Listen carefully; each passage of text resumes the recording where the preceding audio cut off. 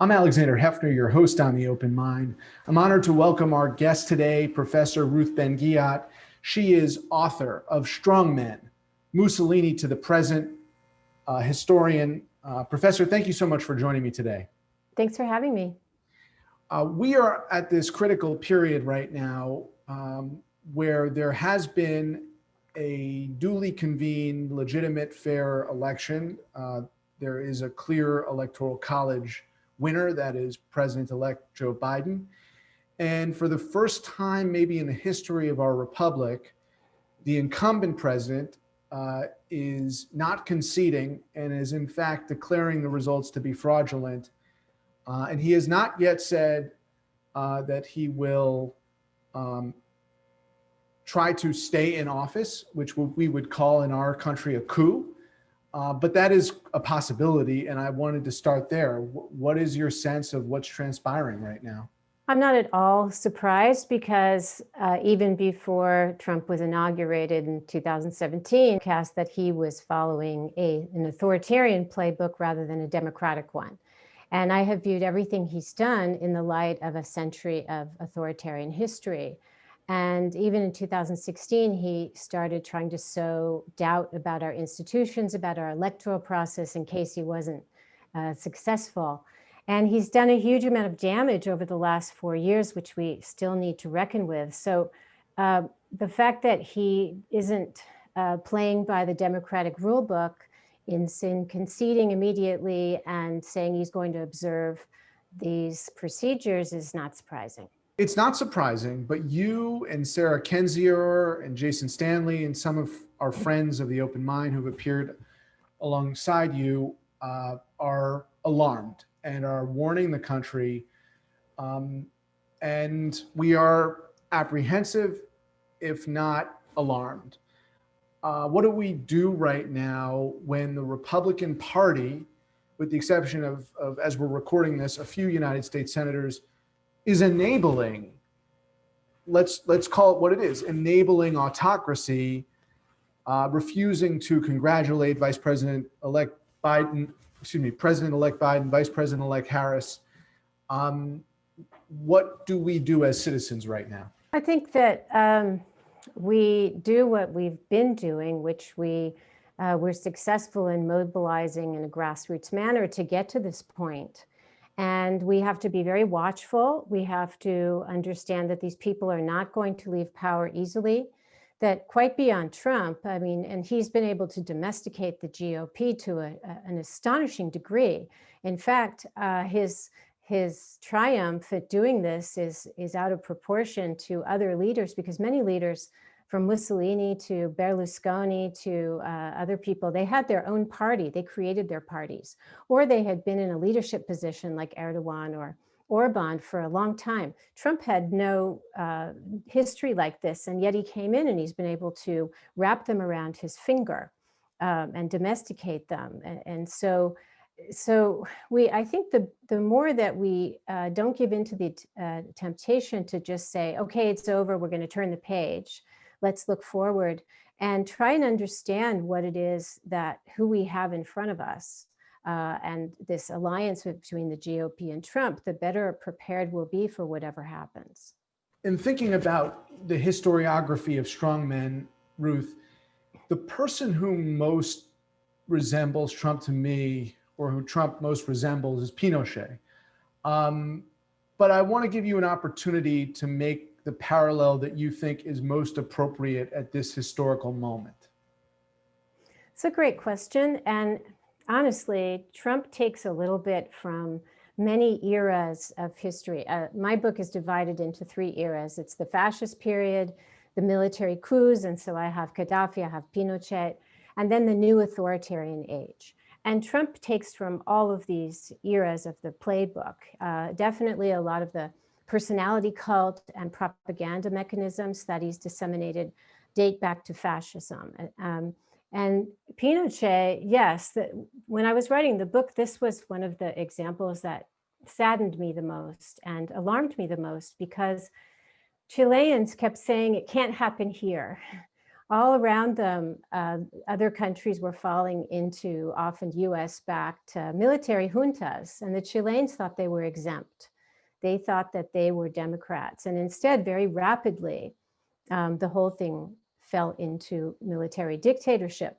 And Pinochet was able to survive 17 years because he set up this form of personalist rule. He was always the indisputed leader.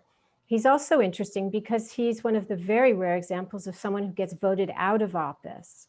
And it's a very moving story that I tell in the book about how Chileans mobilized over years to register people to vote, to have a sense of hope and aspiration after all the violence and after all the repression.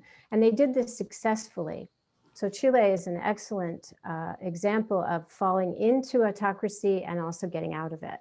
Right. And that's why I mention it, because the plebiscite that overthrew Pinochet, that ousted Pinochet, seemed to me like this election. I mean, this had to be our plebiscite for someone other than Donald Trump to win the Electoral College and be sworn in January.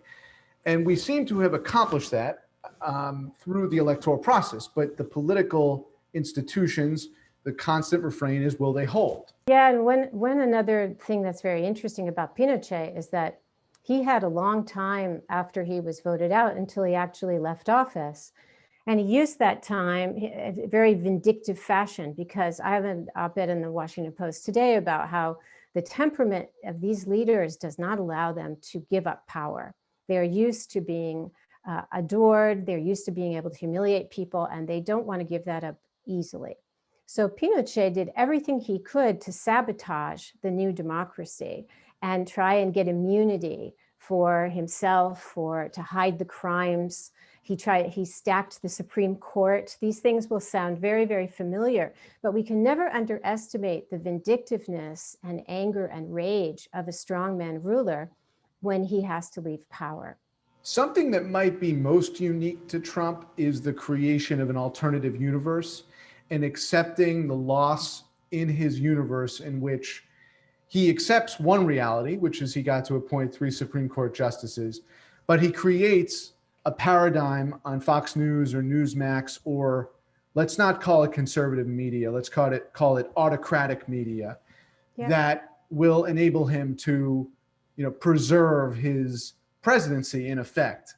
And I suppose that may be the critical question to satisfy his need for power, if a media complex in an alternate universe where he is still considered president will be sufficient for his particular psychosis. Yeah, and this is where the personality comes in. And, a lot of people like to say that Donald Trump was incompetent, he was lazy, he didn't do much. And especially now, there's been a rash of these things saying we don't need to take him seriously. Someone else could come along and be a real authoritarian.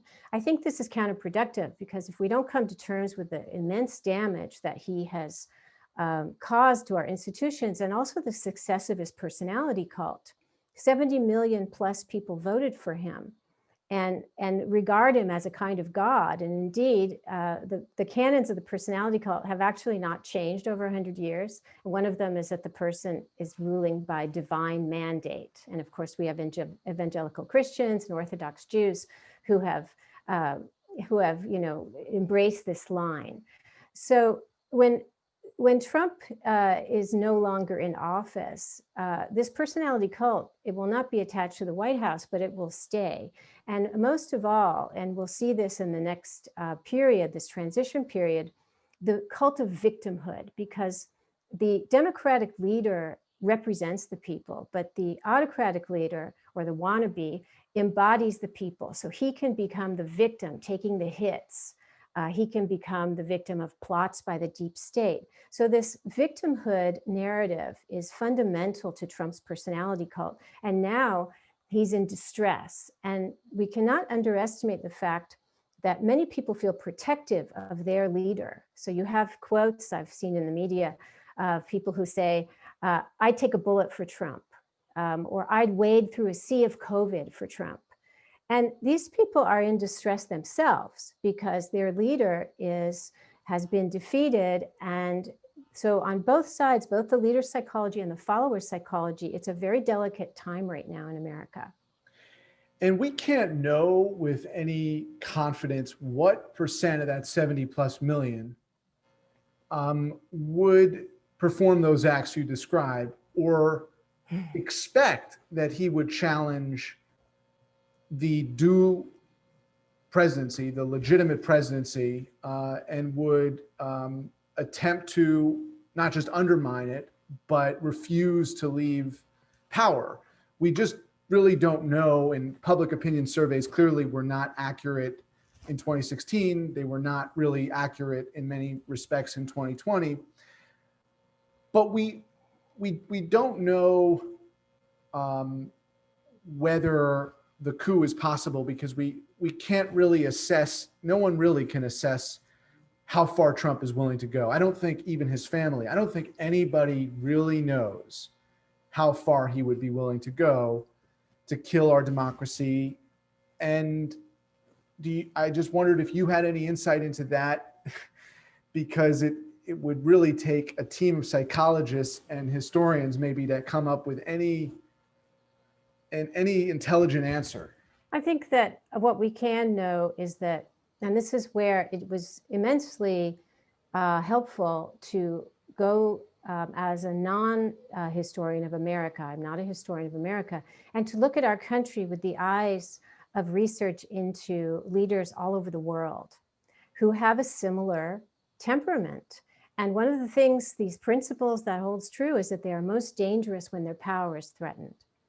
And certainly only Pinochet was voted out of office, so we don't have much of a playbook for this. But we do know that, again, they feel this as a kind of psychological annihilation. They are not capable of thinking of themselves without being adulated, especially when they've been used to this.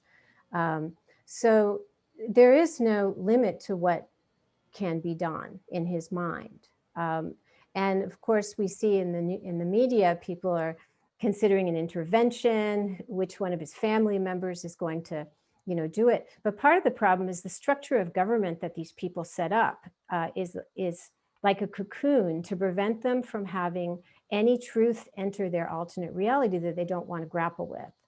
So that Right. system of cocooning and buffering and cushioning and flattery doesn't serve them well in the end stage of their rule.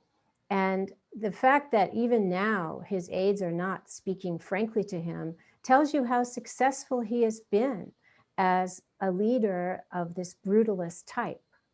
And it seems as though the second most powerful person, at least statutorily in the Republican Party, Mitch McConnell, is not going to play with any decency. He's going to further dishonor his office by basically allowing Trump until the bitter end to delegitimize President-elect Biden.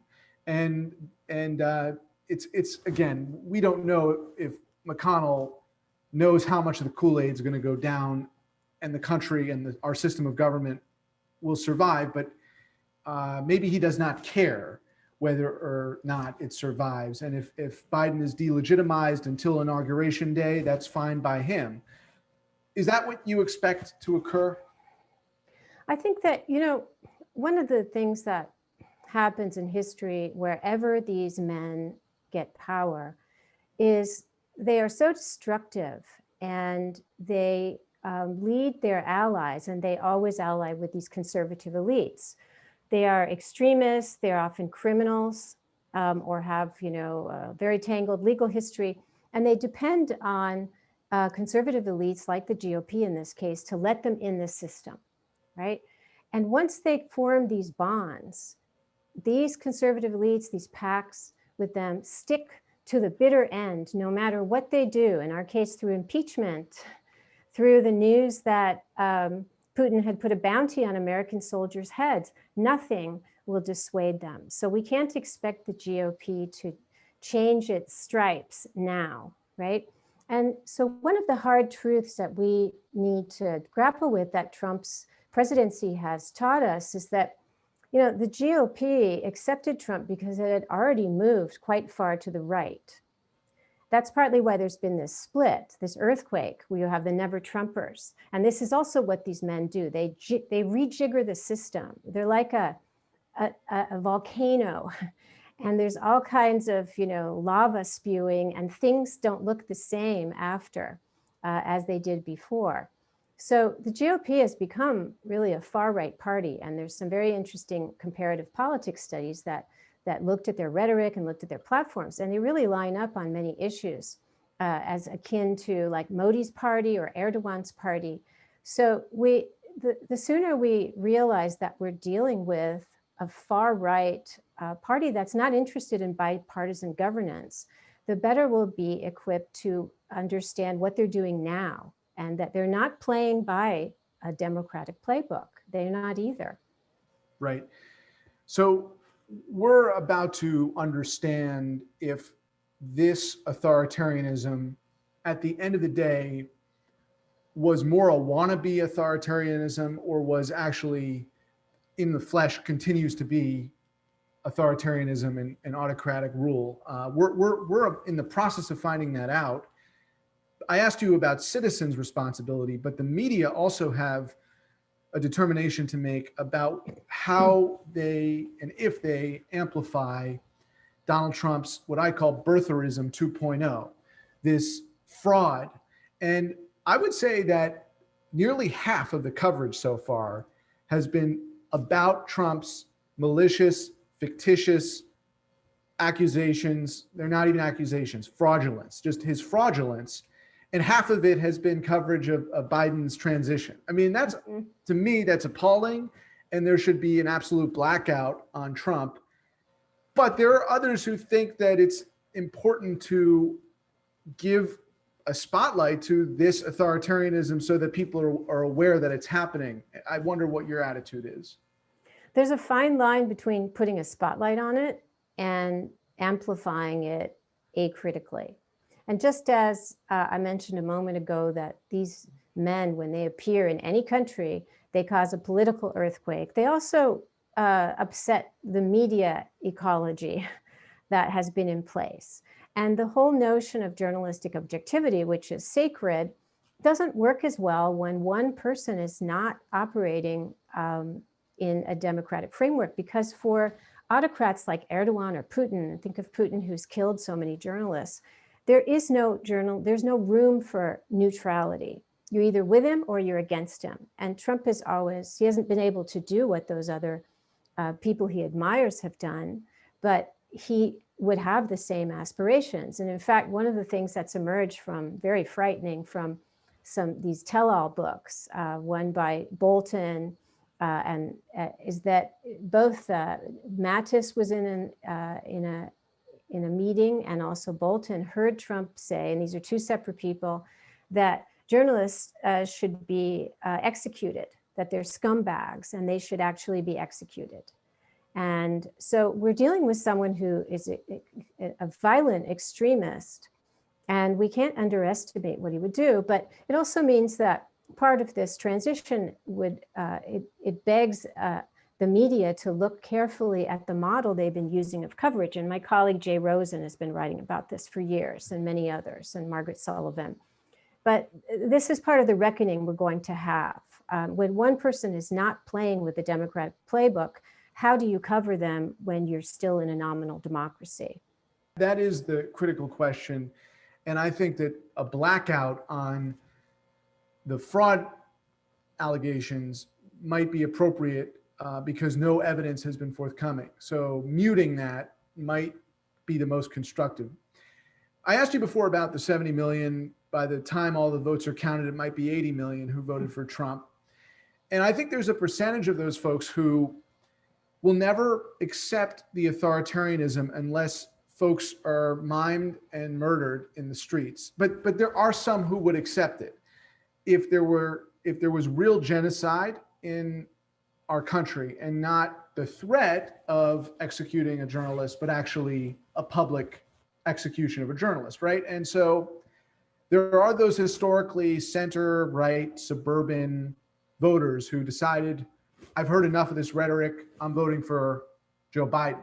But clearly there were a lot who heard it and said, I'm a Republican through and through for taxes, for economic concerns, and this kind of accusation of authoritarianism. Well, it's not real because no one is dying. He's not literally murdering or poisoning people. How do you respond to that? This is why when, given my background studying fascism, people always ask me if I call Trump a fascist, and I say no. Because if our expectations are that Trump's America was going to look like fascist Italy, it's always going to fall short. Short meaning not as violent. We don't have one-party states anymore outside of North Korea and China and some other places. It doesn't work that way. And today, genocide is less common. What a lot of autocrats like Erdogan, they do mass detention. And we too are doing mass detention with migrants. And this didn't start with Trump. So that's another thing that we need to look very carefully. That's another example of how there are weaknesses in the system or illiberal points in the system. And then somebody like Trump comes in and weaponizes them. And so a vast work of rethinking is needed, both in terms of corruption, anti-corruption legislation, perhaps the Electoral College, the detention practices, immigration practices. All of this is up for grabs when somebody like Trump has come in and used every loophole possible to bend them in an illiberal manner. So this is why the idea that we can just forget about it now is not right. And also we have to see that authoritarians, each one has an outcome that's specific to their time and place. Right, and the violation of rhetorical norms is not the only violation we've witnessed. And in fact, in this transition period, we don't know how extreme it will get and whether or not another criteria that could be assessed for the fascism is not necessarily dead bodies, but just the complete detachment from the electoral reality. I mean, the complete vetoing of the American system, the Electoral College, which is what would transpire. If that were to happen and he were to remain an officer, require the Secret Service to remove the trespasser, as Vice President Biden, President-elect Biden's campaign said, would you call that those last minutes of the Trump presidency fascism? It's authoritarianism, because when we think of, again, a lot of these techniques and situations come out of fascism, from personality cults to, Mussolini was we always give Hitler all the attention for good reasons, but Mussolini is actually more appropriate because he was a prime minister for 3 years in a democracy. And during that time, he chipped away and he had squadrous violence. And then he declared dictatorship to save his power because he was being investigated for a crime. And that's why he declared dictatorship when he did. So when you look at how these people operate today, they still use things from the fascist era. But Erdogan's not exactly a fascist. That's not the right. And even Putin, who's gone from communist to right wing, they're not really fascist. So that's why I use the word authoritarian, which is a broader framework that encompasses these different people from Mobutu to Gaddafi, all of them. Because in the end, they use a very similar playbook, even though the outcome can differ in terms of the violence used. And do you think that there's enough tolerance of the authoritarianism that the Electoral College, through bribes or just Trump's hijacking, could vote not according to the states, but according to what Donald Trump wants with the electors, and that it would require American protest to ensure that the Electoral College is respected? Of course, even though Republicans claim to pride themselves on the Electoral College. Are you anticipating that it will get to that point? I haven't anticipated that so far. A lot will depend on what Fox News does. And this may seem like a crazy thing to say, that the future of our democracy could come down to what Fox News does. But look at the relief when Fox News, they got all this credit for just deciding to call the election for Biden and early on giving him Arizona. So the bar has moved so much that just for But respecting. in the 60 seconds we have left, Ruth, is it really Fox News anymore, or is it all these alternative universes? Does it matter what the Reddit board says, or what OAN says, or what? Do you still think it's really centrally about Fox? Fox has been a kind of co-producer of the Trump presidency. That's why I mentioned it, because Trump is different than all other strongmen in history, modern history, because he, even Berlusconi, used to read books, and as I said, and Trump gets his ideas that translate into policy often from Fox News. So I do see Fox News as a kind of co-author through Sean Hannity and these other hosts of the Trump presidency. Ruth Ben-Ghiat, author of Strongmen, Mussolini to the Present. Thank you so much for your insight today. Thank you. Please visit the Open Mind website at 13.org/openmind to view this program online or to access over 1,500 other interviews. And do check us out on Twitter and Facebook at Open Mind TV for updates on future programming.